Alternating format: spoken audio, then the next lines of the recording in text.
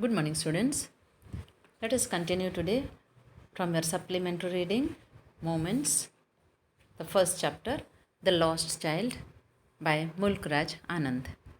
Yesterday we have seen that how the small child, along with his parents, are going towards the fair and walking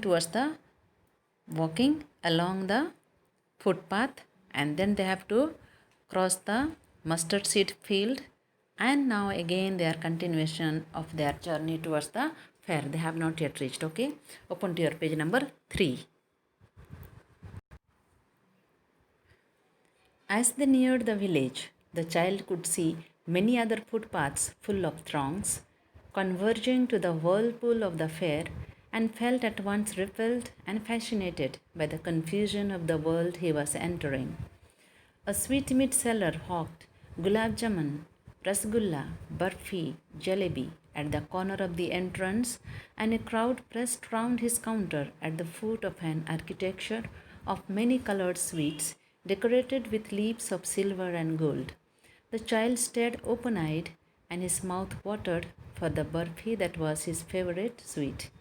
I want that barfi, he slowly murmured, but he half knew as he begged that his plea would not be heeded because his parents would say he was greedy. So, without waiting for an answer, he moved on. You see, as they were nearing the village where the fair is taking place, the child could see many other footpaths, from different gullies, different footpaths full of throngs. Throngs means crowd. Such a huge crowd is gathering from different footpaths, converging to the whirlpool. Converging meaning meeting, coming from different footpaths, and they were meeting to the whirlpool. Whirlpool is the center of the fair. Okay, whirlpool is the center where the fair is taking place, and there he felt immediately the repelled means driven away, pulled by. Okay, repel is to pull, and attracted by the confusion of the world he was entering. For this little child, the big crowd itself is a great thing. He was confused, the different world he was entering. But then before entering the center of the fair, the whirlpool of the fair, at the entrance, the first shop he comes across is the sweetmeat seller. Sweetmeat seller means the different type of sweets he was having. Keep in mind, because as he is going, he will come out also in the same way. Okay, which are the shops he comes across? Pay attention. The first he comes is this across is sweetmeat seller. And what are the item the sweetmeat seller having? He was hawked. Hawking means what? They make noise, no? They shout. That's called hawkers. Hawkers, they hawked. So these fellows started shouting, Gulab Jamun, Rasgulla, Barfi, Jalebi. You see, variety of sweets he was having in the entrance of the crowd, and the crowd was pressing around his counter naturally, because he was having different types of the architecture of many colored sweets he was having. He has made different types of sweets naturally, and so people were pressing around his shop. And what was his favorite sweets? The child's favorite sweets was barfi. And you see here, the sweets were decorated with the leaves of silver and gold. They're so well kept, very attractive. And the child, what happened to him? He stared open eyes, and his mouth watered for barfi. You see, his eyes and his mouth were opened, and his mouth started watering because his favorite sweet was there.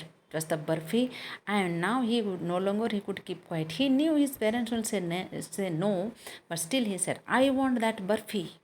He slowly murmured. Murmured means speaking to himself very slowly. Okay, because he knew that parents, what they will say, half knew as he begged that his plea would not be heeded.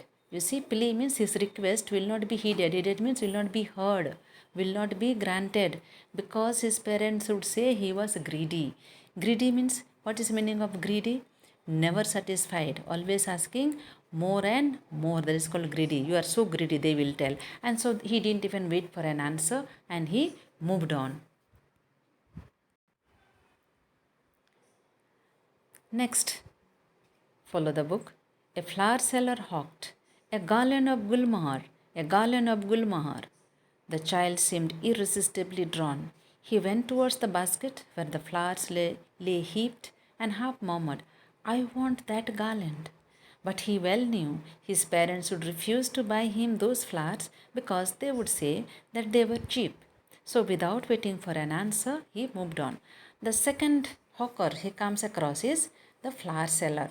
This flower seller also was shouting, Garland of Gulmar, because remember, the fair will be related or it is close to the temple, and people will buy the garland and they will go to the temple. And so he was having this garland of Gulmar and he was shouting, and the child was irresistibly drawn. What is the meaning of irresistible? Means can't control, you know. This is so much attracted, greatly attracted, is irresistible, cannot control his desire. And so he went towards the basket, and he could see the flowers were lay heaped, too much of garland. And so there he half murmured, I want that garland. Half murmuring. Murmuring means speaking softly to himself. He couldn't ask loudly to his parents because he very well knew his parents what they would say. First of all, they would refuse to buy him the flowers and they would say that they were very cheap. These cheap flowers, why you want, child, they would say. You see, remember, for the Barfi, what they would say? That he was greedy. And for flowers, what they would say? That these flowers were very cheap. And so he didn't wait for an answer and he moved on. Now let's see the third shop, what comes. A man stood holding a pole with yellow, red, green, and purple balloons flying from it. The child was simply carried away by the rainbow glory of their silken colors, and he was filled with an overwhelming desire to possess them all. But he well knew his parents would never buy him the balloons because they would say he was too old to play with such toys. So he walked on farther. You see what is happening here to this poor child. The third hawker he come across is the balloons man. And for the small children, that is the most attractive things to buy when in the fair. You see, this man was holding a pole. Pole is a stick. Very well, the different colors of balloons flying like yellow, red, green, purple balloons, and child was simply carried away by the rainbow glory of their silken colors. Rainbow colors, that means different colors. 7 colors is the rainbow color, but then here different colors of rainbow. He was very much attracted, and he wanted to possess them all. He was overwhelmed. That means he wanted to overwhelm means excessive desire he had to possess them all, means to have them all. But he knew that his parents would never buy balloons because they would say he was too old to play with such toys. So he walked on farther, and so he didn't even dare to ask, and so he went ahead. Farther is to go ahead. Okay, so remember, for balloons, what they would say, he was too old. You see, different answer they would give. This is what he thinks, because he is quite familiar with his parents' attitude, why that they will not buy. Now the fourth shop coming across, you see, a snake charmer stood playing a flute to a snake which coiled itself in a basket, its head raised in a graceful bend like the neck of a swan, while the music stole into its invisible ears like the gentle rippling of an invisible waterfall. The child went towards the snake charmer, but knowing his parents had forbidden him to hear such coarse music as the snake charmer played, he proceeded farther. You see what happened here. The snake charmer, those who play with the snake, not snake charmers. The playing with the snake, usually they will have the flute, and they will play to a certain tone, and they will make the snake dance. Okay, and here what was happening, the snake which was coiled itself in a basket, it was coiled means round and round. You have seen, I am sure you might have seen a snake basket, and his head, only the head was seen. It was bending like the neck of a swan, he's telling, comparing with a swan. So neck was out of this basket, and the music when he was playing, this child liked It was like as if gentle rippling of an invisible waterfall, as if water is falling, spring falling from the waterfall. This is what the sound was for him, for this child. Okay, it was very, very beautiful, very soothing to his ear. And the child went towards the snake charmer, but he knew that his parents had forbidden him. Forbidden him means they had stopped him, they had warned him that you should never hear such coarse music. Coarse music means very hard or very, what to say, yeah, coarse is very rough music, okay, very hard music. Let us say this kind of music you should never hear. They had told him, and so he proceeded farther. Farther means ahead. Now the next item that he comes across is very interesting. You see, there was a roundabout in full swing. Men, women, and children, carried away in a whirling motion, shrieked and cried with dizzy laughter. The child watched them intently and then he made a bold request. I want to go on the roundabout, please, father, mother. See, he came across so many hawkers, so many stalls, but then he never made a request. Remember, though he was so much drawn, so much attracted towards all these toys, but he never asked, he never dared, because he knew that his parents would say no. But then, now the last item that he comes across was the roundabout. Roundabout means, you know what is roundabout? It's a merry-go-round, no, that we have seen in the fair is a must. Roundabout in a full swing. Men, women, children, all they were carried in a whirling motion. They were sitting on this what you call it, merry-go-round, and they were enjoying. Shrieked and cried with dizzy laughter means what? They were making noise. They were confused. They were simply enjoying. In short, okay. The child watched them intently, very closely. Okay, very attentively. He was watching and listening to them, and then after that he made a bold request. He was courageous now. He was very bold, telling, I want to go to the roundabout. Please, father, mother. I want to go there. Merry-go-round. I want to climb there. Please, father, mother. He's asking now.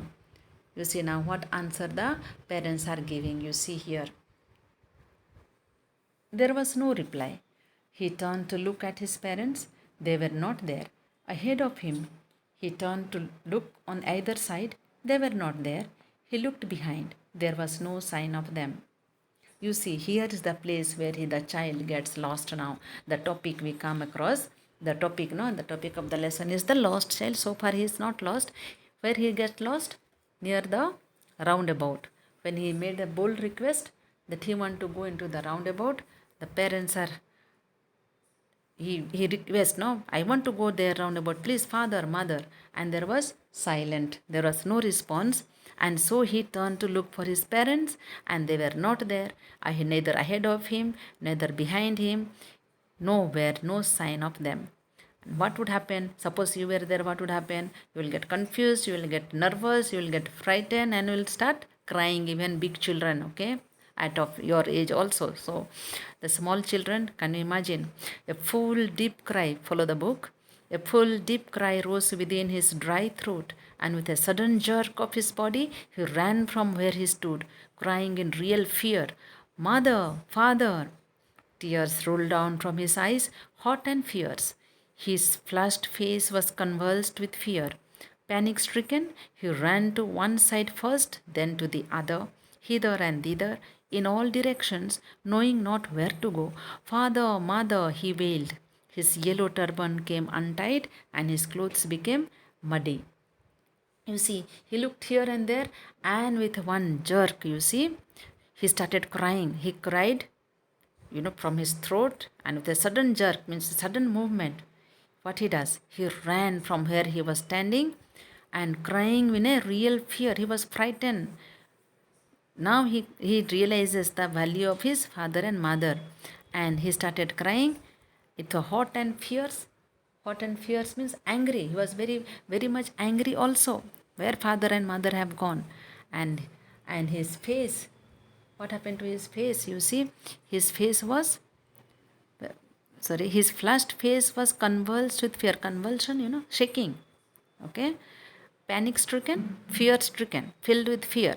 He ran to one side first, then to the other, hither and thither. Hither and thither means here and there, in all directions, not knowing where to go. He simply cried, Father, Mother. wailed is cry again. You see how many words for crying? Crying, wailing, wailed, sobbing. Okay, these are all the synonyms for crying. Remember that. His yellow turban came untied. He had tied one yellow turban, tied to untied. It came out, and his clothes became muddy. Why muddy? Because remember he has walked through the field, and now he is with the tears falling on the turban on his clothes. Naturally, it became muddy.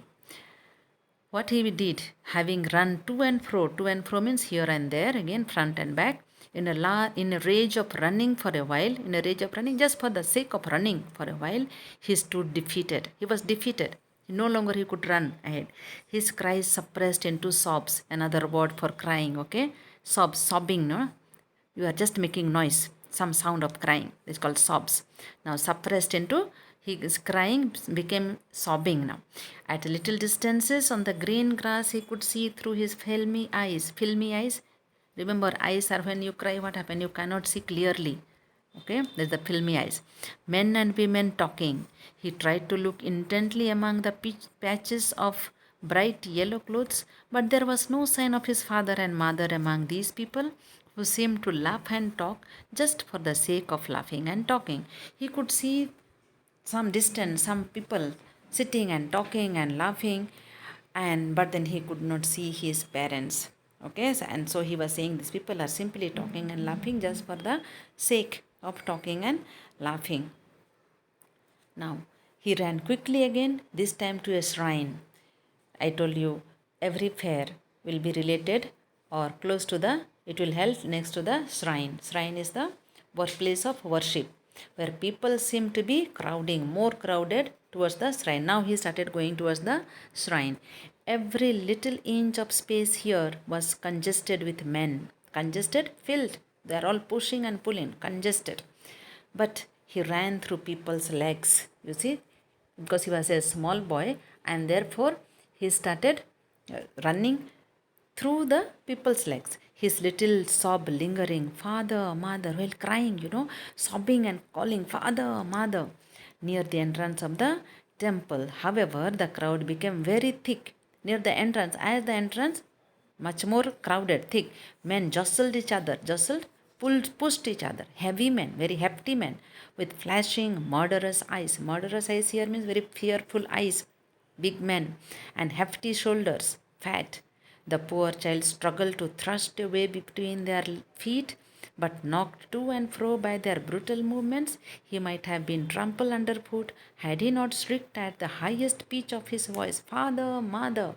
A man in the surging crowd heard his cry and, stooping with great difficulty, lifted him up in his arms.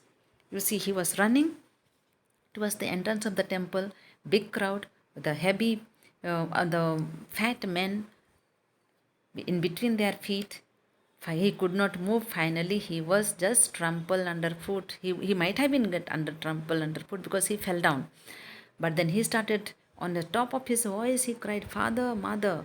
And with that, a man in this full crowd it was, and with that he stooped down. Surging means move quickly. Okay, a man surging crowd. The man quickly, he's stooping, bend down. Okay, he just bent down with great difficulty, lifted him up because the child had fallen down. He would have been trampled down if this man would have not picked him up. Understood? The great crowd, the child has fallen down. If this man would have not picked him up, what would have happened to the child? This man would have trampled him down. How did you get here, child? The man is asking. Whose baby are you? The man asked as he steered clear of the mass. The child wept more bitterly than ever now and only cried, I want my mother. I want my father. You see, the child carried, picked him up and telling, how did you get here, child?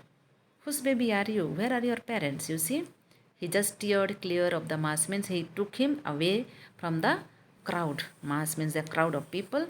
But then when this man is asking question, the child wept more bitterly. Wept is to weep. Wept, weep. Again, synonym of crying. You see how many words for crying? Crying, wailing, sobbing. Okay, now here it is weeping. Now more bitterly, much more Strongly he cried than before, and now only crying, not talking any other answer he was not giving. He is telling only, I want my mother, I want my father. But without giving an identification, how can this man find out? Are you understanding? He is not talking any other answer. He will tell only, I want my mother, I want my father. The man tried to soothe him. Soothe him means to comfort him, to console him by taking him to the roundabout. Now pay attention. Now in the reverse way it will begin. Okay, he has come and he had got lost in the roundabout. Now this man will take just back. He will go up to the sweetmeat seller. Understood? Now he goes towards the roundabout. Will you have a ride on the horse? He gently asked as he approached the ring. The child's throat tore into 1,000 shrill sobs, and he only shouted, I want my mother, I want my father. He took to us the roundabout, and there was a ride on the horse ride. And gently, very lovingly, this man is asking, do you want to have a ride on the horse? And this child started thousand shrill. Here means with a great high pitch, he started crying. Okay, I want my mother, I want my father. We will continue tomorrow.